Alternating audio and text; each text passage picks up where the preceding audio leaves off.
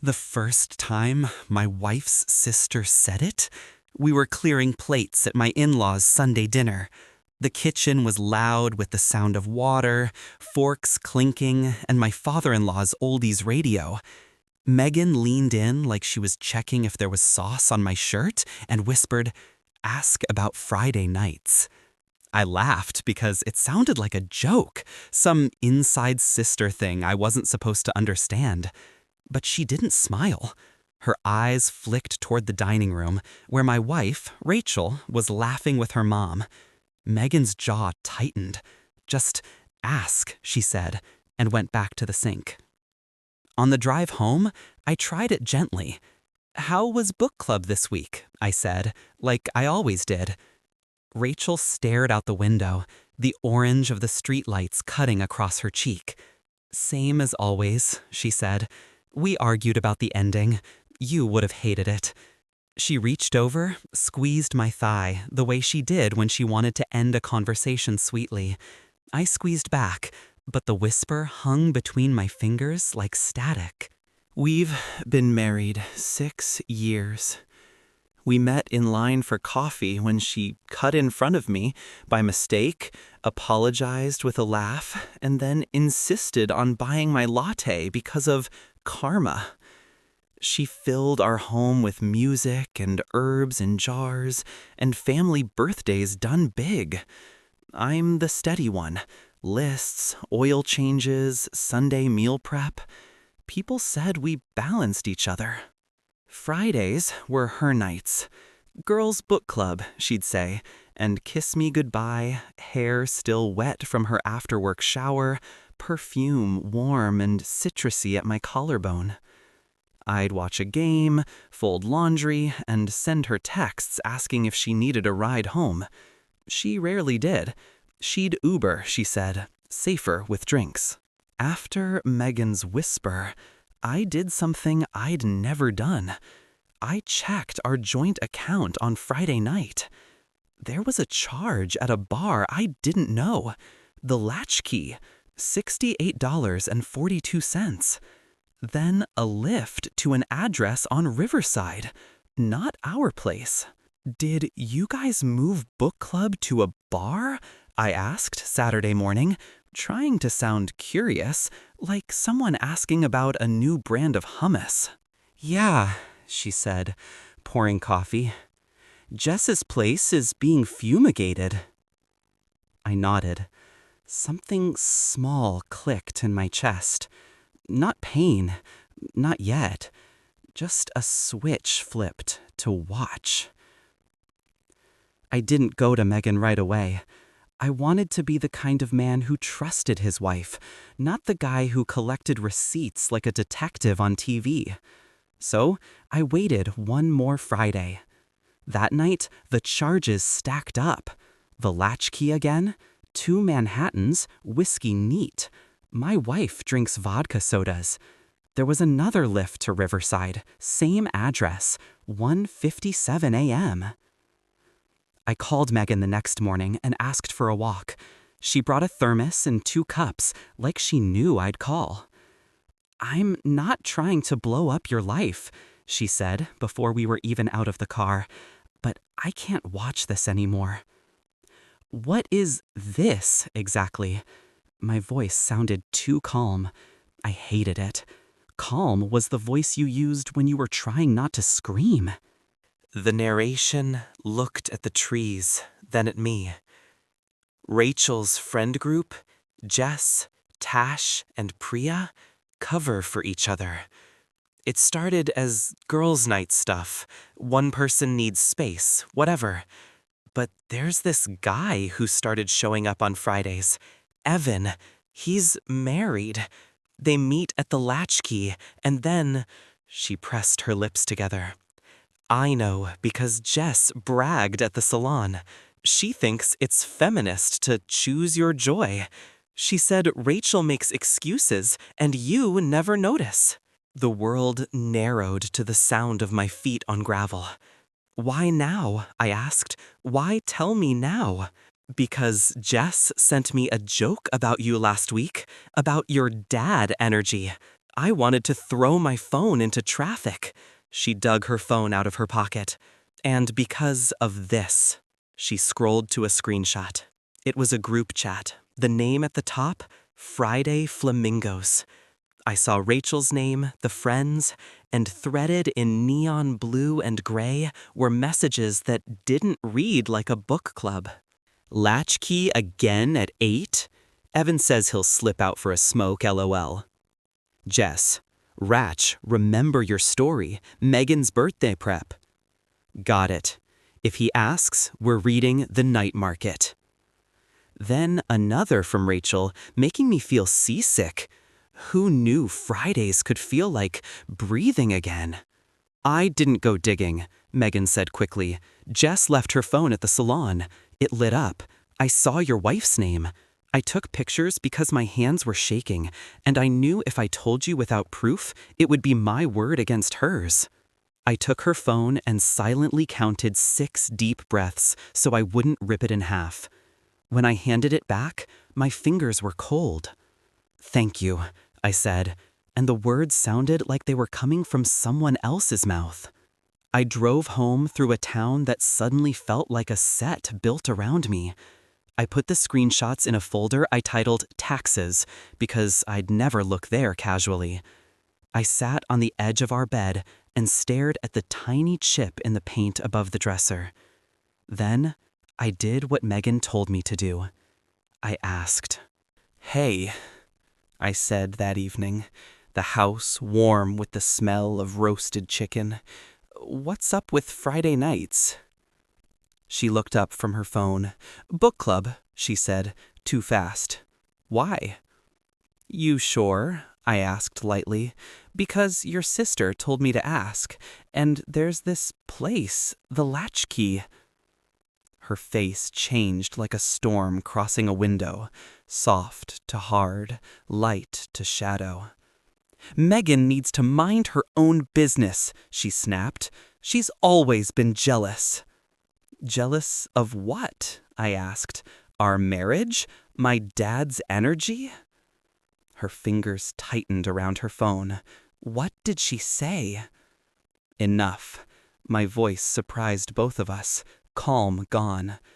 Enough that I know the Latchkey isn't a book club. Enough that I looked at our account. The narration flushed. She opened the fridge like the answer was in there, clinked a jar pointlessly, then slammed it. I can't do this with you, she said, and grabbed her phone again. That's when it happened. Maybe it was karma, or the universe, or the way convenience eats its own tail. The iPad on the counter chimed. We'd set it up for recipes and shared calendars, and apparently Rachel had never turned off message syncing.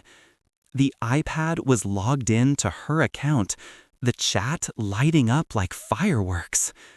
Friday Flamingos. Jess, he asked? Priya, who told? Rachel, Megan. Jess, we need to reset the story now. Tash, Ratch, cry if you have to. Blame it on stress. My hand shook as I picked up the iPad. Rachel lunged for it, but I moved faster. The group chat exploded again with messages that were suddenly very aware of me. Jess, tell him Evan is your coworker. Priya, or say Evan is gay. Tash, say Evan's wife is crazy and stalking you. Rachel, stop. He's reading this. Silence. Then, a new text from a number not saved in her phone. Unknown. This is Hannah, Evan's wife. I don't know any of you, but you should all be ashamed. The room shrank around us. Rachel stepped back like the floor had tilted. I clicked the number and saw a preview of another message, a photo of a bar receipt with Rachel's signature. Then more, a stream, from an Instagram account I recognized by the family photos. Hannah with twin toddlers, big eyes and crooked smiles. The captions were gentle. The messages were not. I found the lift receipts. I found the latchkey.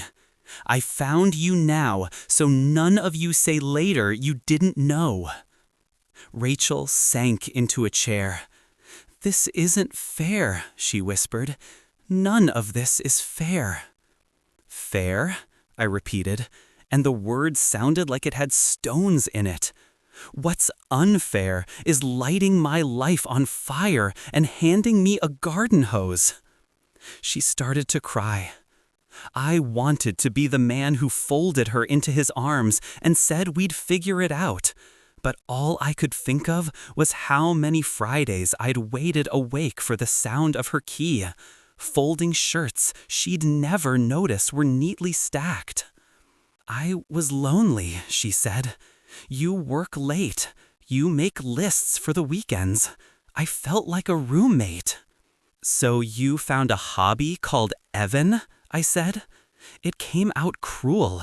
I didn't recognize myself. She flinched. "It wasn't like that. He listens to me." "Did you ever ask me to?" The question came out quietly. Too late to matter. Megan called. I answered on speaker. "I'm sorry," she said immediately. "I didn't know Hannah was going to blow everything up in the chat. I told her last night I couldn't carry it anymore." "I'm glad you did," I said. Rachel stared at the table. "It saved me another year of learning to live without oxygen." We tried to keep it civil. We failed. Her mom came over, took one look at the iPad, and started crying, hugging Rachel so hard I thought my wife might disappear into her. My father-in-law sat on our couch and stared at the wall like a man who'd lost a bet with the universe. "People make mistakes," he said finally, as if that could rub out the line of lift rides to Riverside. Friends took sides like it was a sport. Jess called me controlling. Priya posted a vague story about men who weaponize spreadsheets. Tash texted a long apology for the optics and asked me not to ruin careers. My brother, who has never used a filter in his life, texted, "Want me to come over and help you pack?" Megan showed up with boxes and no questions. I slept at my brother's that night. I didn't cry until the shower, hot water beating on my shoulders, head pressed against tile, a little sound escaping my throat like something trapped finally found a way out. I stayed there until the hot water ran out. Rachel and I had 100 conversations after that, and none of them were enough. She offered therapy, she offered transparency, she offered passwords and calendars, and the dismantling of every boundary that might let her breathe. I realized I didn't want a version of love that had to be monitored like a parolee. I wanted to trust the person who said my name like it was home. Hannah and I messaged a few times. She sent me a photo of the twins making a mess with finger paint. "I thought Friday nights were my break," she wrote, "not the exact time my life was getting smaller." We didn't say much. Sometimes being a person is just sitting with the truth and letting it be heavy. The divorce papers felt like paperwork for a job I never applied for. We divided the furniture with sticky notes. When the day came to sign, Rachel wore a navy dress I bought her 3 anniversaries ago. "I did love you," she said, eyes red. "I hope you know that." "I did," I said, "and I hope you find a version of yourself you don't have to lie for." Megan hugged me so hard I couldn't breathe. I know you hate me a little for starting this, she whispered into my shoulder. I don't, I said. I hate what it was, not that you turned on the light. It's been months. Fridays are quiet. I cook for one. Sometimes I sit on the balcony with a beer and listen to the neighborhood and the way the world moves on without asking permission. Megan and I trade memes. My brother comes by with his ridiculous dog.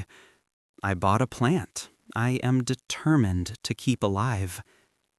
There's a new book club at the cafe down the street on Fridays. I go sometimes. The first time, the moderator asked why I was there. I almost said, because my wife's friend group covered weekly cheating. Instead, I said, because I need to make Friday nights mine again. The narration, I learned, betrayal isn't just the moment you find out. It's the 1,000 small moments you waved away, the streetlights on your wife's cheek, the $68.42 you didn't question, the nights you thought you were being considerate by not asking. It's the echo of your own voice saying, I trust you, and maybe meaning, please don't make me a fool. Ask about Friday nights. Ask about anything that tugs at the edge of your peace. The group chat might explode. The receipts might show up in a stranger's message. Your life might come apart in ways that feel like humiliation and relief at the same time. But when the dust settles, and you're sitting on your balcony with a beer and a stubborn plant, you might realize you didn't lose your life. You lost a lie. And what's left, heavy as it is yours.